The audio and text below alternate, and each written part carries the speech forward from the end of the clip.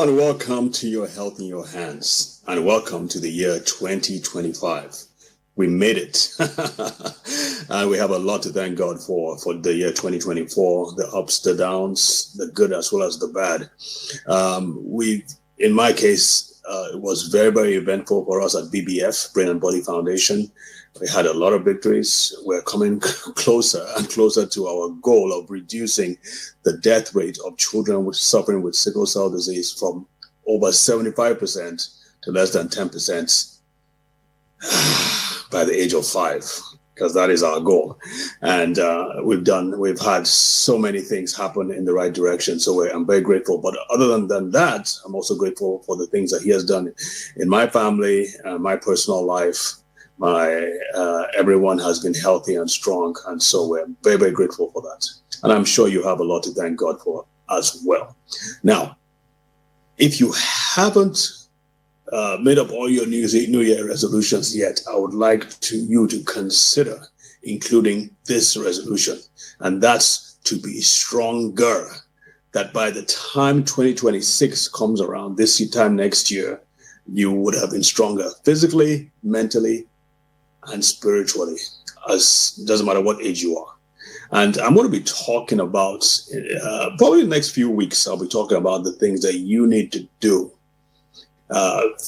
specifically as a Black person, to take control and take charge of your health, specific areas of your health. Because from what I've seen, Black people's health is not focused on. And I'm not saying that because people are mean. I'm just saying that, well, research, for one, we don't have as much research. And that's probably because we Black people don't like going for research as much. But also because many of the drugs and many of the tests and lab reports and the imaging studies have been focused primarily on the white man. Not the white person, because women too have been excluded, and the white women have been excluded, and they're complaining a lot too, and they're trying to change that.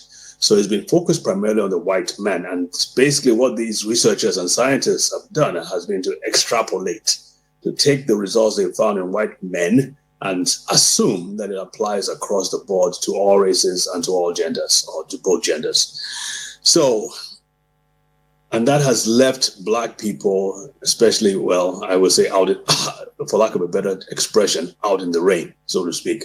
And so there are a lot of things that we are missing out with regards to treatment, with regards to what exactly to do. So I'm saying all this to say it is our responsibility as Black people to understand what we need to strengthen our brains and strengthen our bodies. And in other words, push out all the noise, everything everybody else is saying, and just really focus on the fundamentals, the basic principles, how our brains work, and what our brains and bodies need in order to function optimally. And that's what I hope to do in the next coming weeks. I'll be focusing on, again, specific areas that we are most vulnerable in. Whether it's immune system, I'm giving it away now, but immune system or cardiovascular system vulnerabilities. And these are some of the things that make us more prone to some of the diseases, the worst diseases in the world now that is killing people, that are killing people. We tend to have them the worst. So hopefully we'll be looking at specific reasons, specific areas where we can actively strengthen our brains and bodies. And I hope you will join us in this journey. So let's get into it. Honestly, I see this foundation as a great solution to what has befallen people naturally in terms of bad, most especially sickle cell. People who are really, a lot of people over there have died when this thing didn't come. But thank God that this foundation has really been a very great help by bringing this thing. I lost count of the number of the drugs, the supplement that it has helped in the villages like Darfur, in Bokos, in Haipang, in Benue, in Abuja, in Karu. Lord, If I have not, we have solicited for these drugs for people who are really, really suffering from it. They've consumed a lot of it. In fact, my daughter is a living example. She's as strong as feeding. She's as strong as a horse.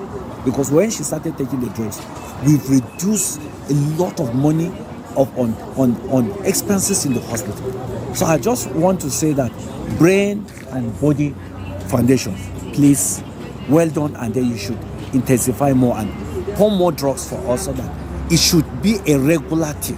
Not that when we take it after 2 months, then we don't see, then they bounce back to their crisis. No, it should be a regular thing. Thank you so much. God bless Brain and Body Foundation.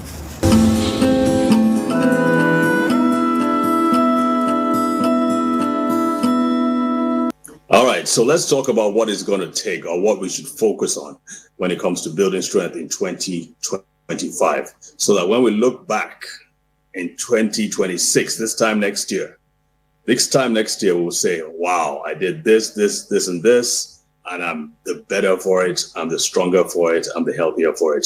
So let's get into it. What are we going to look at? As I mentioned to you, what I've seen in my experience is that the focus when it comes to medical treatment, prevention, diagnosis, tests, and so on, the focus has always been on the white man, not just the white person, but the white man. And therefore, there are a lot of things that are being left out because they just assumed that everybody was going to be the same. But Black people are very different biologically, biochemically, physiologically than white people are. And we need to be aware of these things so we can take the right steps to protect and strengthen our bodies. Make men large and strong, and tyranny will bankrupt itself in building shackles for them. This was by a preacher. And think about this. If people are taught their rights, if people are taught what to accept and what not to accept, if people are taught what questions to ask of their doctors, what tests they should do, whether it's for their brain or their body, they will know, they'll be more empowered to take care of their health. And unfortunately, that is not happening like it should. And therefore, it is very important that you pay specific attention to what we're talking about. Now, I mentioned earlier that we're different from whites. These are just some of the ways in which we're different. But you'll see in a little while that these are targeted, they're mainly focused on one system more than any other system, and that's what we're going to be focusing on today. Look at number 5 and number 6. And again, I mean, these videos are all on our websites, so you can always reach out for us, and we will share them with you. I believe NTA too will capture them and put them on the YouTube channel. But number 5 and number 6 show that we have increased risks for hypertension and diabetes. That's nothing new. I've been talking about this now for years. So our focus is going to be on the cardiovascular system and the immune system. Today, we're going to be focusing on the cardiovascular system. But I just want to point out some things about the cardiovascular system and the immune system. The number one thing when it comes to cardiovascular health is the health of the arteries. The arteries are those blood vessels that take blood, and blood includes nutrients and water and fluids and everything that cells in the body need. The arteries take that blood from the heart to the different organs in the body. If anything goes wrong with the arteries, a lot of things can go wrong.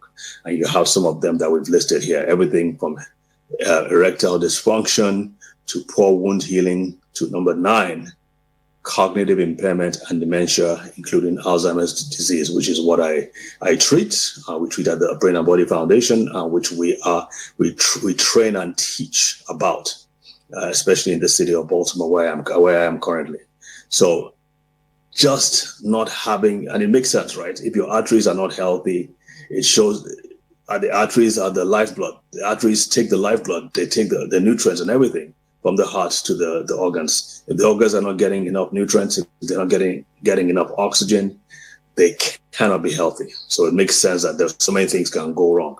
But also the immune system as well. And this is another thing that we see. And you may be wondering, you may be thinking, oh, well, we face a lot of infections, we fight, we survive, we're stronger than white people. And that may be true when it comes to infections. But when it comes to other things like cancer, allergies, asthma, digestive problems, we see that our immune systems are not working as well. And I'm going to tell you why and when we get to this. But here's a whole list of things. And again, you can see at the bottom, if the immune system is not working well, your brain is not going to be working well. And I'm shocked that we're not talking about this like we should. And again, when it comes to Black people, our immune systems, there are issues there because our immune systems are not being given the resources that they need, and they're not really being talked about again. Hopefully we'll talk about this, and hopefully we'll treat it to your satisfaction. All right. There's a picture of the cardiovascular system. I mentioned earlier that the number one thing to a healthy cardiovascular system are the healthy arteries. So as you can see, there's a picture here of a normal artery. It's like a cross section through a normal artery. I'm not going to go into much detail, but you can see the innermost layer here is a thin layer of cells called the intima. This has to be soft. It has to be smooth, like a baby's, someone says like a baby's bottom, right? Very smooth and no rough edges at all. Now, what happens is that with age, that changes. We tend to get rough. It tends to accumulate certain things called plaques and so on. It's worse if you have diabetes or hypertension. And this is what happens as you grow older and older. Our job, and really we now know it's possible to reverse this. So you can actually improve the health of your cardiovascular system as you grow older. You can actually clean it up. There are things that can be done. And I've done that a lot with my patients. We can actually clean up your blood vessels as you grow older. But bottom line is that the arteries have to be soft and smooth. They have to be pliable. They shouldn't be hard. They shouldn't be stiff. They should be soft. And that makes sense so that blood can flow. They can be flexible enough for blood to flow through. Again, as we grow older, that tends to change, especially if you have a disease you're dealing with. There's another picture that shows what a normal, this first section here is a normal vessel. Then as with time, it can get to be blocked to over 70%. We do not want that to happen. So the question is why? Why is it that Black people tend to have higher rates of these problems? I've listed about 7 here, but I'm going to narrow it down to about 3 or 4 that we're going to treat in the next 10 or so minutes. But the list includes salt sensitivity, calcium, obesity, something called homocysteine. We're not going to talk about that now because I really want to focus on the 3, the top 3: calcium sensitivity, salt sensitivity, and sugar sensitivity. Let's start with calcium. If you notice this, one of the most effective and most successful drugs for treating hypertension in Black people. We Black people have a different kind of hypertension than white people do. But one of the most important drugs is a drug called amlodipine. And then there's Norvax and other variations of that. But bottom line is that it's what is called a calcium channel blocker. Emphasis on the word blocker. In other words, this drug blocks calcium effect. And it shows, and they have seen, that we tend to be more sensitive to calcium. And so if you can block the effects of calcium, the blood vessels will be softer and pliable and more expansive, more flexible, rather than stiff. So that's one of the most effective drugs for the treatment of hypertension, blocking calcium. It does not work as well in white people. It works better for Black people. Number 2, the other thing is sodium sensitivity. If you've heard them say it before that we should stop eating salts, that salting causes hypertension. Not as much for white people, but for Black people, we're more salt sensitive. One of the reasons for that, and I'm getting ahead of myself now, but one of the reasons for that is that we have lower levels. We tend to have, I think it's either genetically, but we tend to have lower levels of potassium. Potassium is like an antagonist. It blocks the effects of sodium, so that it helps to relax the blood vessels. Sodium and salt sensitivity makes the blood vessels tighter and stiffer. Potassium counteracts that. And I've seen that in my patients when they're not working, and they're not responding well to the antihypertensive drugs they're given. If we add potassium and another supplement called magnesium and vitamin D, I know I'm getting ahead of myself, but we found that helps to make the drugs work better.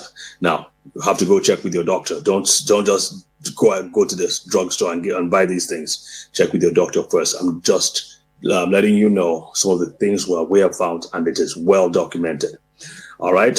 So the third one is sugar sensitivity.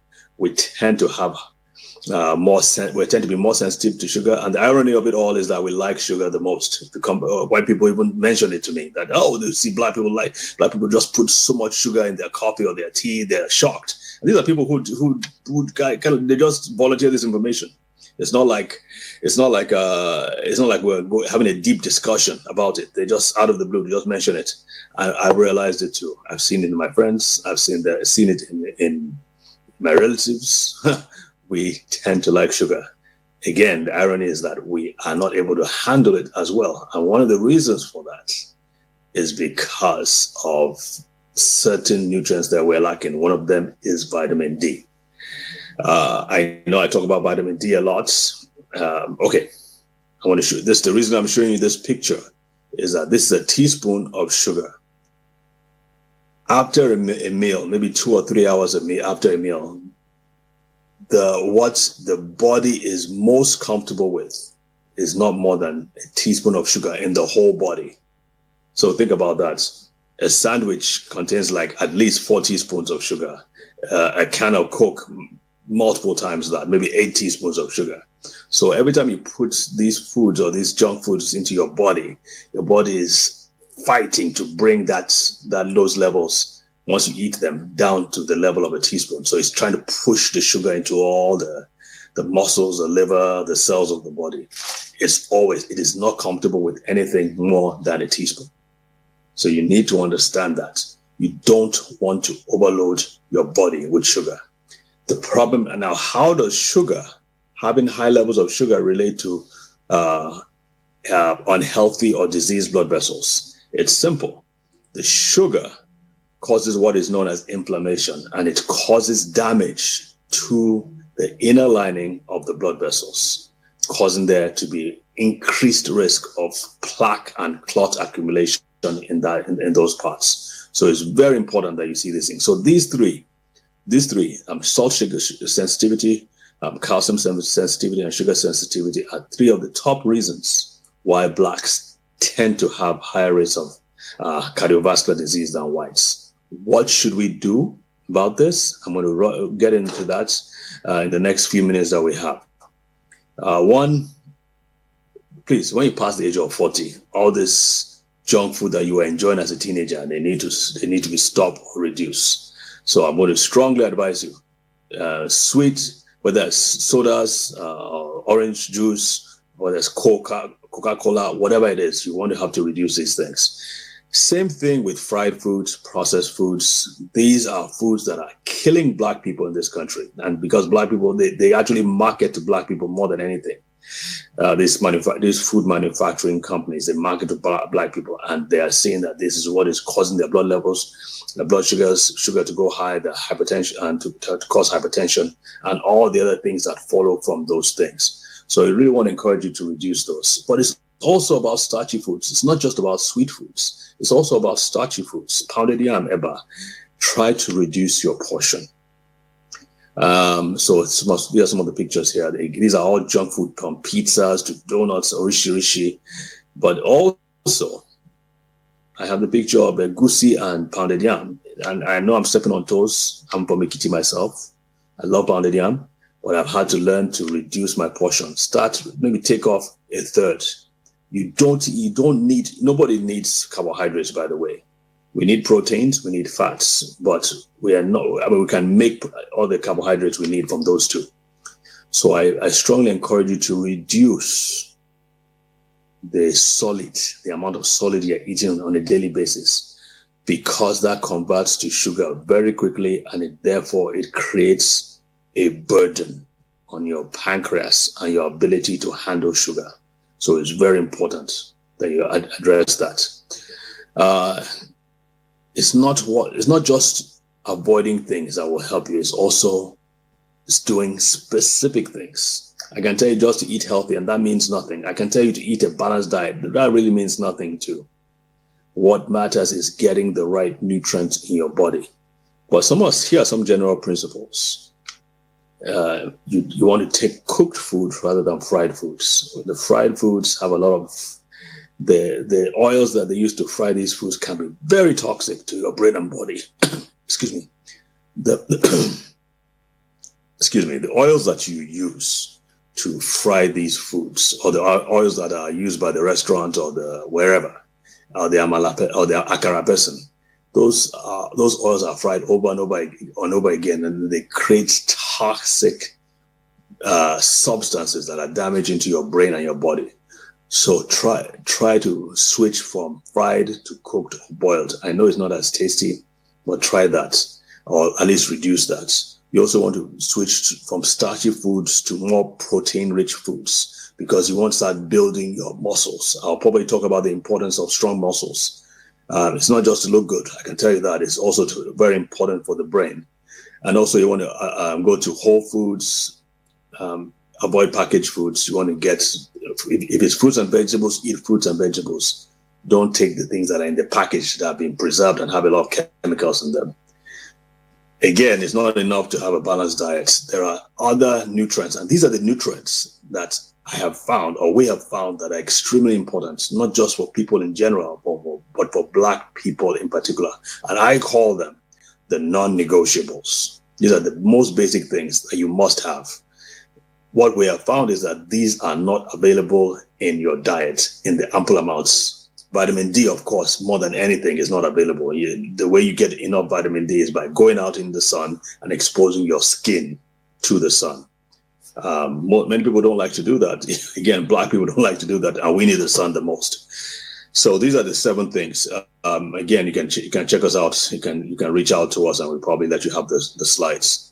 I've shown some of the things. When we're talking about salt sensitivity, as I mentioned earlier, potassium and magnesium counteract the effects of salts, therefore making the blood vessels more pliable and flexible. I use it myself every single day because I was dealing with hypertension. Thankfully, I've been able to control my hypertension. Again, check with your doctor. Calcium sensitivity, sugar sensitivity, vitamin D3, vitamin B1, vitamin C are extremely important to address sugar sensitivities. I want to say a few things about vitamin D3 as we close, because to me it's shocking that we're not emphasizing this for Black people. This should be basic. Any doctor seeing any Black person, the number one thing they want to check out for is, does this person have enough vitamin D in their body? Because this is one of the things that is killing us. We're not having enough vitamin D, and it is leading to a host of problems. Everything from dementia to cancers to diabetes and so on. We must take vitamin D more seriously. If you're a doctor, if you're not checking and insisting that a person has ample levels of vitamin D, you are not giving your patients your best. So please pay attention to that. We have seen that it works even in sickle cell disease. Yes, even sickle cell disease. And we've done major research in Lagos to show that vitamin D is very important. Here's the normal range it should be. I'm just going to rush through this. I have a picture showing the test they've done on rats or mice, and they've shown that those who don't have enough vitamin D, you can see the bottom line here. They can see how weak and thin this mouse looks, as opposed to its sibling, who looks healthy and has a nice white shiny healthy coat. This other pup is very sickly, very, very sickly, because they are lacking in vitamin D.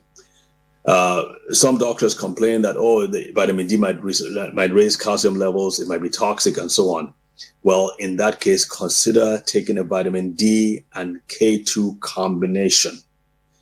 This combination is very, very, very important, and it can be very, very, very helpful. So consider that vitamin D3 K2 combination. And I'm sure it will be very, very helpful, because what K2 does is that K2 takes the calcium and pushes it into the bones and the teeth. If in many cases it's not a problem, but to placate or to please doctors, I always say, all right, advise them to take the vitamin D3 and K2, because the main problem with taking too much vitamin D is high calcium, which can cause kidney stones. But it's in very, very, very rare occasions. I've been treating people with vitamin D for decades, and no one has complained that haven't had that issue. But it's wise to take D3, K2. If you can't find that in the stores, reach out to us. We should be able to get them for you. All right. There are other factors that affect cardiovascular health. Of course, there are other factors, but such as things like good sleep, exercise, mental health, reducing your stress, speaking the right words, and so on. But this is one thing that you can change right now.